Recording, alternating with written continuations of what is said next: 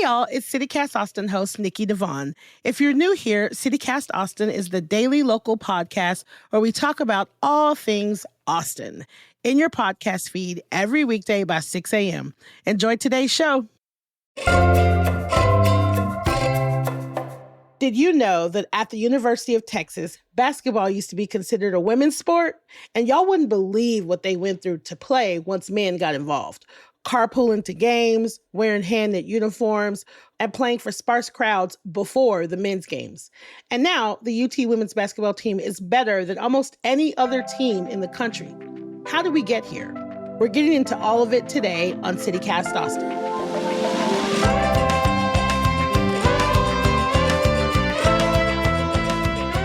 It's Wednesday, May 7th. I'm Nikki Devon, and this is what Austin's talking about.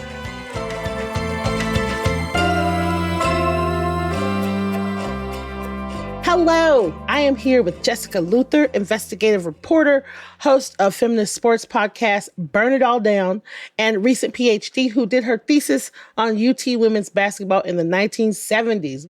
So this year you watched the Lady Longhorns come super close to winning a national championship, all while you were finishing your thesis on the program. What was it like for you to watch the pennant chase? What was going through your mind? What was happening for you on the inside? It was wild, I've got to say. I mean, yeah. It was kind of amazing to be able to go from talking about this project to watching them in the Final Four. And it was just thrilling. It's putting a picture in my head of kind of like a quantum leap in your brain of just going back and forth between history and the present. Mm-hmm. And I'm kind of here for it. How would you describe the women's basketball program at UT right now, these days? Oh, it's, as good as it's been in forever. I mean, it was 23 years since they'd made it to the Final Four. And they're a perennial team, right? They often make it into the postseason. But this was the first time in a long while where you felt like they could do this. The season was so interesting because they were such a defensive force.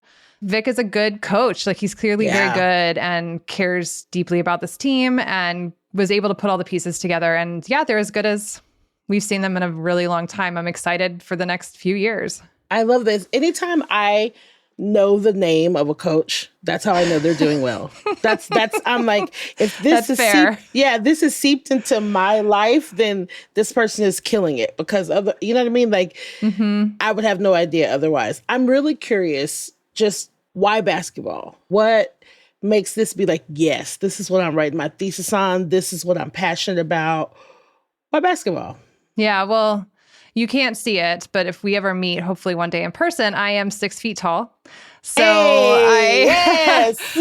I'm not like a good athlete or anything, but I was in middle school. You didn't need to be a good athlete. You just needed to be tall. So I played middle school basketball. Nice. I've always been a huge sports fan in general, but certainly that mattered to me. I wrote a piece for, I want to say, the New York Times Magazine back in 2016 for their Olympic coverage, where I talked about being 15, 16 years old. I was 15, I guess, in 1996.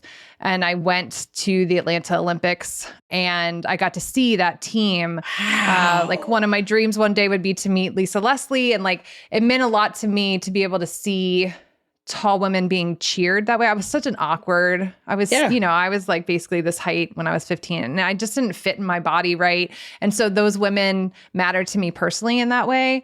But I had played ball, I watched ball. And then if you're a women's sports fan, it is just one of the sports that we've had a lot of access to. There is something about basketball that is personal just to me in my life. Well, and also it's really good to see yourself in the world. So that it makes perfect sense. It makes perfect sense, especially if I'm a larger body, not up, but out. So it makes, anytime I see myself in the world and it's a person that's like, or it's someone that's doing something cool or they're in the limelight, I'm like, holy shit, like I can do that, or that's me. And it makes you feel included. Yeah. Yeah. And especially when you're like a teenager. Yeah. Hell yeah. So, okay, let's go back to the beginning. Women at UT had been asking for varsity sports since 1968. But it wasn't until 1974 that the women's athletic department really got going. Why did it take so many years of pushing? And what was the national landscape like? Were we faster or slower? Were we dragging behind other schools? What was that like back then? Yeah, so I want to say right off the bat that the University of Texas women have been playing basketball at UT since, I want to say, 1899. Oh. The men did not play basketball at UT until 1906, and it was actually considered a girls' game. There's this great op-ed or something in the Daily Texan in like 1909 maybe, where they're like, we know that you guys don't want to watch basketball because that's for girls, but you should come out and support the men. What? So it's important to note that like this was a large part of the in the 20th century, there was a lot of pushback from women educators who didn't want girls and women to fall into all the traps of men's sports, all the like the over competitiveness, all the sort of negative things that we still think about sports, the money, putting it over and above your education. So they sort of went way other way. Like there's definitely misogyny as part of this, whether or not girls could play. But a lot of it was actually women educators being like, we don't want the negative stuff in sports. So you had this sort of, women were still playing basketball at UT, but there was no intercollegiate. It was all mainly intramurals. But yeah, by the late 60s, you're just as part of the sort of wave of feminist stuff that's happening. Women at UT started to ask if they could please have what they would call varsity athletics, and truly collegiate athletics as we imagine it. And so 1972 is the biggest thing that ever happened in women's sports, really like almost in the world, but certainly in the US, which was the passage of Title IX, which said, in effect, that the federal government was not going to give money to any educational institution that discriminated based on sex. So you have like all this stuff happening. Title IX happens in 1972. It takes UT a couple years to get it off the ground. There was a lot of internal fighting about what the department would look like and how they would fund it. The men really didn't want to pay for women's sports. They were sure that it would end all of sports if they had to pay anything for women's sports. Oh my God. So it's taken until 74 when they officially start the department. They're kind of on par with the rest of the country. I do want to say there were a lot of smaller schools. So Wayland Baptist had a famous women's team called the Flying Queens, who played ball in the 50s and 60s. And they were called that because some local guy had a plane and he would fly them everywhere, and they would win all the time. And then so you had very small schools that were able to create these teams and did.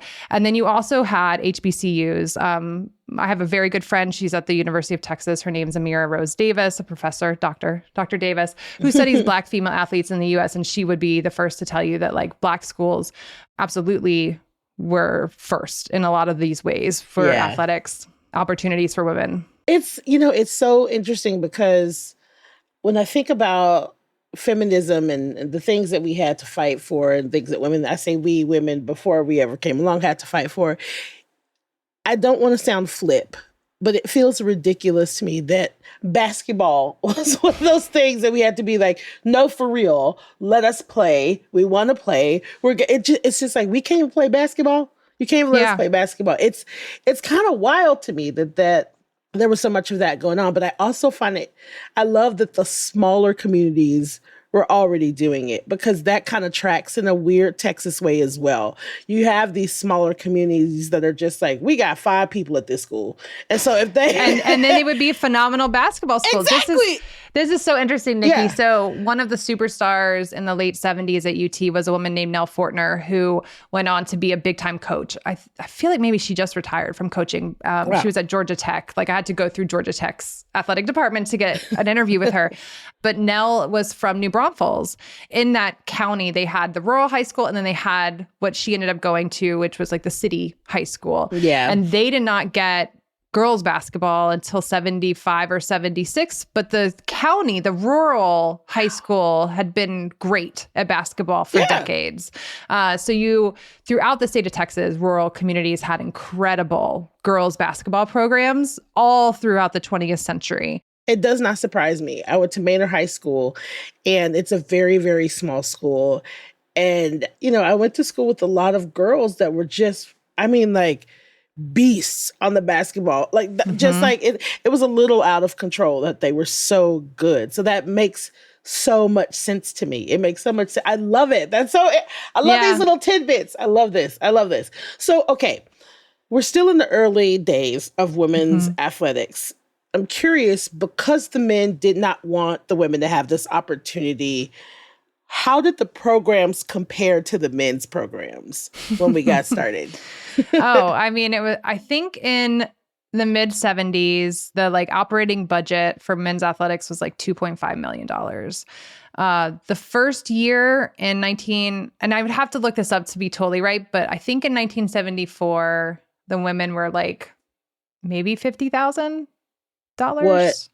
The idea of women's sports, the main fear was that it would hurt football. Like that was just the main talking about. Everyone was very concerned. Football was having a sort of financial crisis at the time. They were having trouble figuring out how they were going to fund it. It was really the moneymaker. So just in money terms, very different between the men's and women's, but on all levels, like whatever you can imagine. For the men, the women did not have it. Like multiple of the women talked to me about like injuring themselves and they didn't have a trainer. Somewhere in the 70s, they got their first trainer for women's athletics, but they would go to the men. And one of them told me a story where the guy was like, well, if you were a male athlete, I could do these things for you, but you're not. So you just need to nurse this until it's better. And they would have to negotiate all the time for court space, right? The women... I think it was in 1974 was the first year that they got to play in Gregory Gym. The Frank Erwin Center, which was called the Special Events Center, opened in 1977. So the men were still playing in Gregory, and they basically had to negotiate their way onto the court to get games there.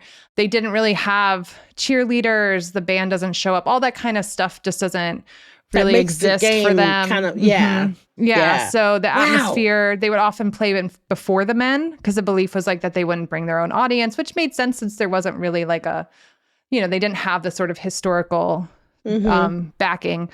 But they didn't love that either. That, towards the end of the game, the crowds would start to come in and that would make them feel a certain way. And but yeah, they didn't have they all tell stories about getting places that is like there was an ongoing joke that like if you had a car, you made the team because they needed people who could drive just to get them places, which was not true, obviously. Yeah. But yeah, they have all kinds of stories. Like it was a big deal the first year they got a van. Wow. That they could all travel together. Yeah, it was real rough. They didn't really even have uniforms. Like in the early 70s, one of the women told me that she got there and they pulled the uniforms out and they were like hand knit, like moms had like hand knit the University of Texas women's basketball uniforms. That's wild. So, they were really working on limited budgets, doing what they could.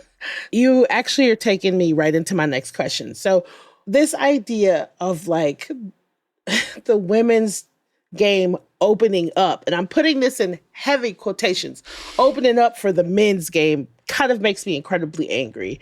Like, we're some sort of opening act. It drives me a little crazy. So who was attending women's basketball games in the 1970s and 80s? Like, how has Austin embraced women's basketball over the years? So the crowds were not humongous, but multiple people tell a story about, I want to say at the end, like in that final season. So I covered the 70s. So the 78-79 season that they had a game where I think maybe the number one team in the country came to town and they had lines out the door. Like they were a big deal then. And I really believe that women's basketball in the 80s and 90s was much bigger than we remember. So in 86, when they won the national championship, they beat the USC Trojans, which was a hugely famous team at the time. And UT beat them. And when they came, they flew them home that night and drove them straight to the Frank Erwin Center. And there were maybe 3,000 people who met them, which is not like a ton of people, but still like that's a big deal. Yeah. Like the day of celebration that all these people, the 3,000 people showed up just to cheer them on that night after they had won. So there was definitely an appetite for it in the city. And, now is beyond. I went to the LSU game earlier this year, and there was a part of me when I had the money that I had to put down to get tickets to this game, I was like, do I like that things are better for women's basketball? do I actually like this popularity? Like, wait a minute now. Wait a minute. And I'm a rather emotional person in general, and I always feel a sort of emotion when I go to women's sporting events, and it makes me feel so happy. I tear up a little bit. But this one, going to this game, and especially being there with these women, some of them who I had done all this work on, and I knew what they had faced as players in the 70s. I was like, they couldn't have even imagined this as a possibility. Like the crowd and the spectacle and the money and all, like they couldn't have even dreamed of where we are now. And that made me feel like that really gets me when I think about that. So yeah, Austin has been, up and down with their fandom for this team, but they absolutely, when they're great, they show up for sure.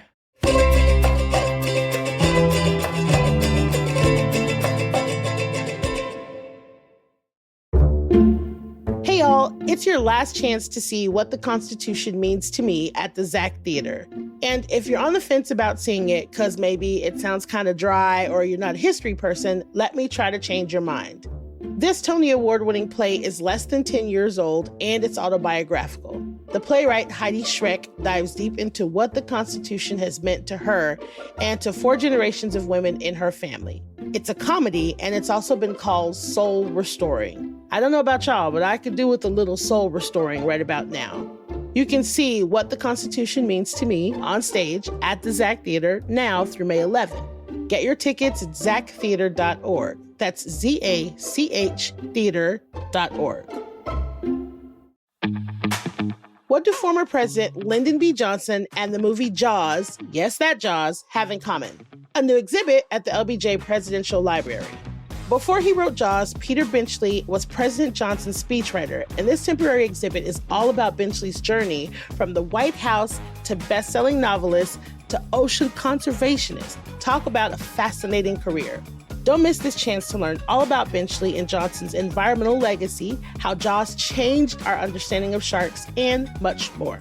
From the White House to the deep ocean, LBJ, Jaws, and Conservation will be at the LBJ Presidential Library from now through October 19th. Find out more about the exhibit at lbjlibrary.info/Jaws. Hey y'all, it's Nikki. If your mom is like my mom, the one thing she really wants from you this Mother's Day is to see you. This year, you can help her do that all the time by giving her an Aura digital picture frame, which Wirecutter says is the best digital photo frame. My mom, Daisy, loves to be surrounded by pictures of her kids, her grandkids, and the memories we've made together over the years. But y'all, she has no more room on her walls. So this year, I'm giving her an Aura frame, which can hold a crazy amount of photos, and it'll keep her in the loop. We just had a family vacation in Denver, and so instead of wrangling a photo album out of our phones, my sister and I can just upload them directly to the frame. Plus, my sister is always digitizing old photos, and we can send her those too, so none of them will get lost. Aura has a great deal for Mother's Day. For a limited time, listeners can save on the perfect gift by visiting auraframes.com to get $35 off plus free shipping on their best-selling Carver matte frame. That's Aura, A-U-R-A, frames.com. Promo code is CityCast. Support the show by mentioning us at checkout. Terms and conditions apply.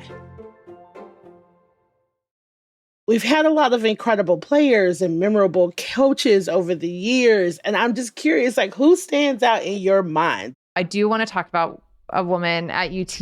And so I wrote about her extensively in my dissertation. Her name was Retha Swindell. So that's just R, not Aretha. Yes. Retha Swindell. If you go to the Moody Center to see a performance or a basketball game, there's a bunch of murals. There's something like 30 murals in the Moody. There's only 2 that are basketball players. One is Kevin Durant, and the other one on the other side of the Kevin Durant mural is Retha. So she was the first Black female varsity athlete at the University of Texas, and she came in 1970 75. To this day, she holds the rebound record. One thing we didn't talk about, Nikki, was that until 1978 or 79, in the state of Texas, up through high school, they had a different version of basketball for girls, where they would play what they called 6-on-6 or 3-on-3. And you were either a defensive player or an offensive player, and they would pass the ball over the court, and you would not play both sides of the ball. And there's a lot of misogyny involved in this. They had this in Iowa and it was until the 90s. And I will say, one thing with doing this dissertation, I went and watched YouTube videos of the Iowa basketball championships. So much more exciting. I was like, oh, I've brought my own internal misogyny to this. Like, I assumed it would be bad and boring. Yeah. And it was thrilling. And they were, so this is all to say that Retha played defense in high school. She was also the national triple jump record holder in high school. But yeah, she was phenomenal. And she really anchored those first years of women's basketball at the University of Texas and led the way for Black female athletes at the school. And to this day, still holds records for especially her defensive play. I love Retha. I will talk about Retha any chance I get. And definitely for people listening, next time you go to the Moody, see if you can find the Retha Swindell mural. And you'll know it because it's the only women's basketball mural in the place. We're going to keep this trend of like badass people. We interviewed Fran Harris last year and learned that there really weren't any opportunities for players like her once college ball was over. And so I want to talk a little bit about like, how has that changed? Do women still have to go overseas after college to get any playing time, or has that gotten a little different or better? It was way better. Obviously, everything around Brittany Griner and her being held in detention in Russia sort of put, there was a lot of worry, like rightfully so, about traveling overseas. Yeah.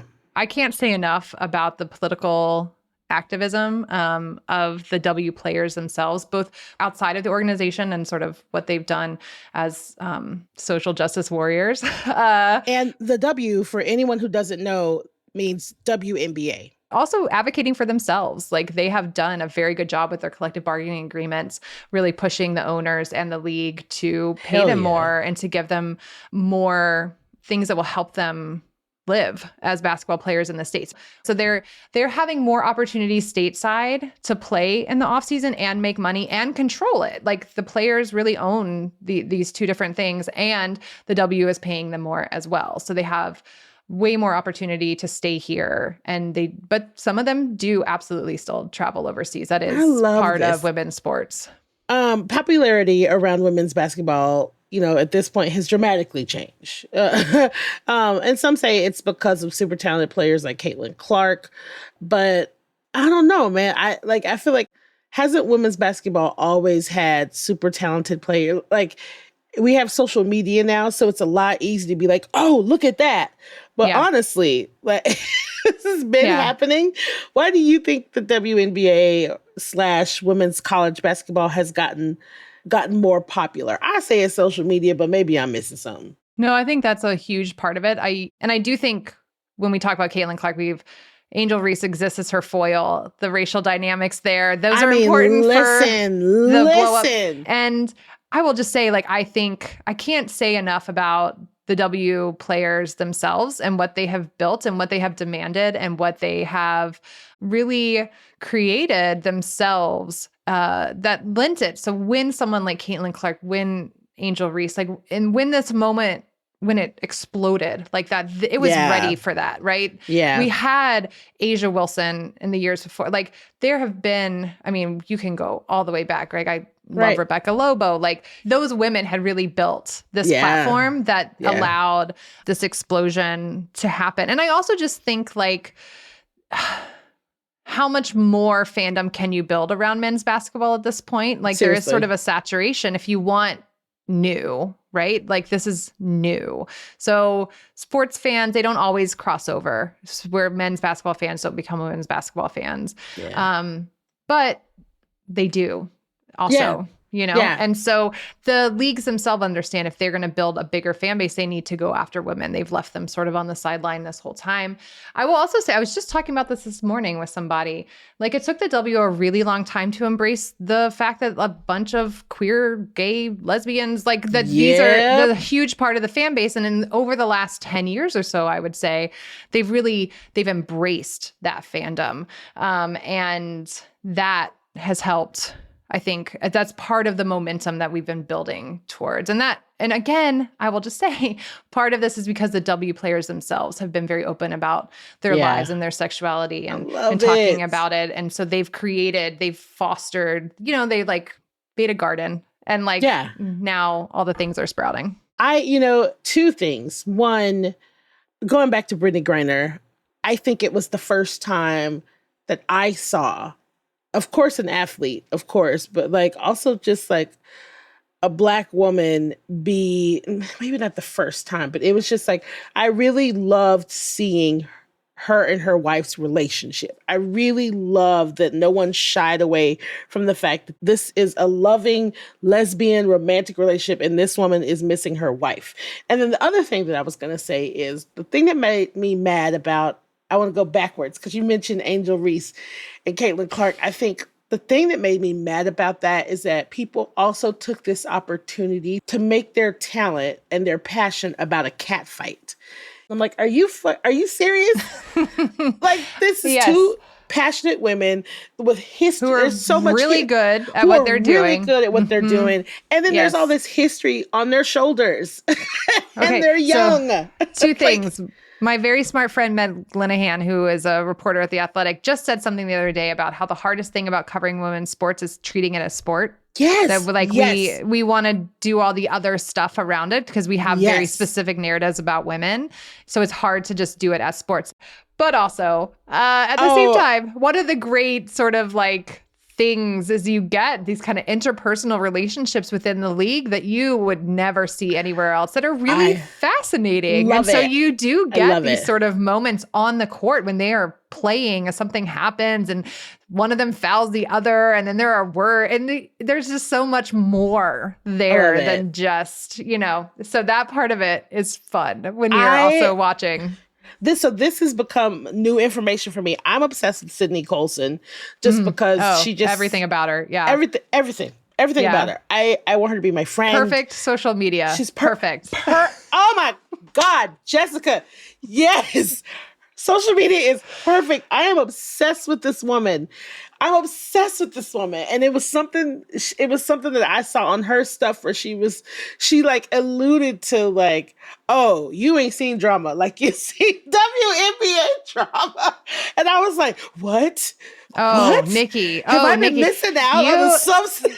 You need that like It's Always Sunny thing with where he's got like all the ribbons and the string and it's all connecting. Like you can do like a whole thing with women's basketball. And in part because it is the hardest league to get into. It's very small for the amount of talent and they're starting to expand. We're getting our first expansion team in a really long time this year. Oh, nice. Which is exciting. Yes. Okay. So I want to ask, all signs show that things are still not fair in college athletics between women's and men's sports programs. And you write that in 1970s, women's basketball set the foundation for where we are today.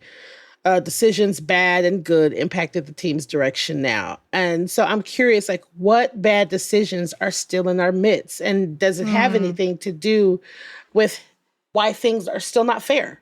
What I was talking about specifically there, and what I talk about a lot in my dissertation, is race and gender within women's sports, women's basketball in particular. And I wrote the dissertation in part because from 73 to 76, UT had a Black man as a head basketball coach for the women's basketball team. And I did not know that. And I was genuinely shocked to learn. Wow. And he coached Rodney Page, and he's been very kind to me. And I've been able to talk to him multiple times. And he was fired, and then in place of him, they hired Jody Conrad, who is a legend to this day. She is remarkable. You can't really argue with that decision in retrospect, but at the time, it was a really hard thing. Yeah, and controversial. They did not hire another Black head coach at the University of Texas until 1993. They think they've had 7 in total. So in that, I was actually talking a lot about sort of the racial inequity that we still see within women's sports and especially women's basketball, in particular in administrative and coaching roles. For the number of Black women who are athletes in the sport, they do not show up in close to those numbers for coaching. And part of this is that there are just less women coaches. Title IX sort of set us up. That's one of the things that people did not actually understand was going to happen, is as women's sports got bigger, men decided they were interested in it. And now they can take that over too. And yes, so it's certainly the sort of inequity for men and women, but also the racial inequity within the women's sports in general as well. Man, you're blowing my mind right now. Speaking, and we're going to continue this inequity conversation. There's been so much debate over trans athletes over the years and who should be able to play men's versus women's sports. And historically, critics will say it's not fair for trans women who are, assigned male at birth to compete against women, right? And so I always like to say this because I think it bears repeating.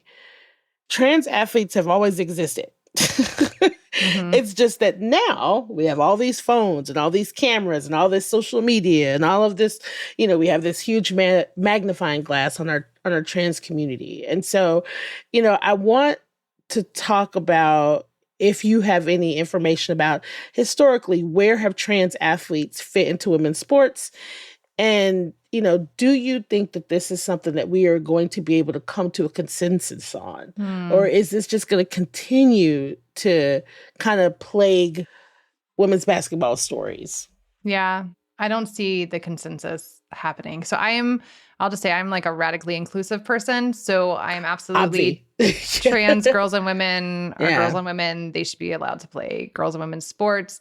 And I do think, so my friend Katie Barnes, they wrote a really great book called Fair Play. If someone is interested in this in like a super nuanced way, Katie is like the premier reporter. But one thing that Katie taught me, and one way that I always think about this is, we have this discussion on the elite level, but the impact of all this discussion is happening to children who just want to play. And obviously at this point in time, the sports wedge, trans people in sports wedge, is being used as like a general thing to eradicate trans people from public life in general. So it's not ever just sports that they're talking about. And I think that matters when we're having this conversation. But I mean, gender is not a binary. It just isn't. And so of course, sports demands a binary and has for a really long time. And so there's always been athletes who have pushed up against that because it just doesn't work that way biologically. And one thing I always like to say about women's sports, there's a beautiful piece by a professor named Jennifer Doyle from maybe again 2016 when Caster Semenya, who is not trans, she is just a woman who has high testosterone levels. But they have made lots of rules to make sure she can't run, specifically her. But basically what Jen says is that men's sports were created as an exclusive space. Only men were allowed to do sports for a long time, only white men. And they work really hard to keep it that way. Women's sports came along in order to destroy that. And so it is supposed to be this beautifully inclusive, explosive space where we can think about difference in bigger and better ways. And when we're having these discussions around trans and non-binary athletes, and we want to recreate the way that men's sports are exclusive, that hurt a lot of people for a really long time. Why are we doing that work again? Why are we doing that again? Especially when the numbers are not very big, especially when we're talking about children who just want to participate with their friends most of the time. It also goes back to this idea that men are superior. And that, I hear a lot of these conversations like, it's not fair. It's not fair because, if a trans woman this is a lot of misogyny. What you're getting at is that And Katie's really good on this too, that like part of what's happening is that lots of people imagine that all men are better than all women at sports. Exactly. Versus that's where I'm going with that. Yeah. There are right now in this world, there are a group of men who are better at sports than most everybody, including most women. Everybody. But there are also there's also a group of women who are better at sports than almost everybody as well. Exactly. They're just not quite at the level that the men are, which is the biology matters, but also so does all the historical, social, cultural stuff where you keep women out of sport for millennia. And then of course they're not going to have all the same stuff. So so misogyny is absolutely underlying all of this transphobia. It is built into, and then even this like save women paternalistic language is really uncomfortable for me. It's all crap. And it also, if I'm being super honest, it just pisses me off. The misogyny pisses me off because this idea that like a trans woman somehow, because at some point, or because she was assigned male at birth, then that means that she is going to be better than anybody. She's going to dominate just because of her proximity to maleness.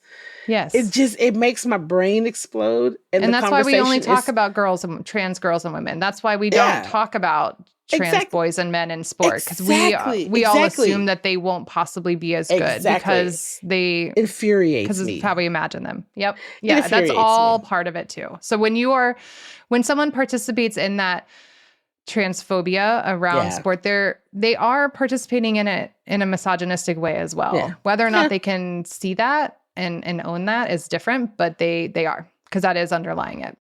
Jessica, this has been awesome. Thank you for taking the time to come and talk to me. This was a lot of fun. Nikki, I would talk to you anytime. You are a fun person. I just like listening to you talk to other people. So getting to talk to you has been a real joy.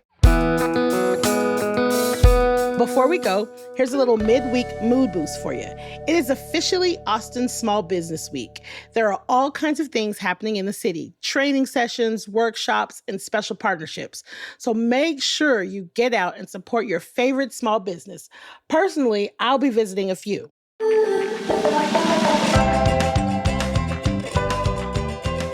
That's all for today here on CityCast Austin. You can find links to Jessica's work and social media in our show notes. And if you enjoyed the show, why not tell a friend, rate the show, leave us a review, and subscribe to our Hey Austin newsletter. We'll be back tomorrow morning with more news from around the city. Bye, y'all.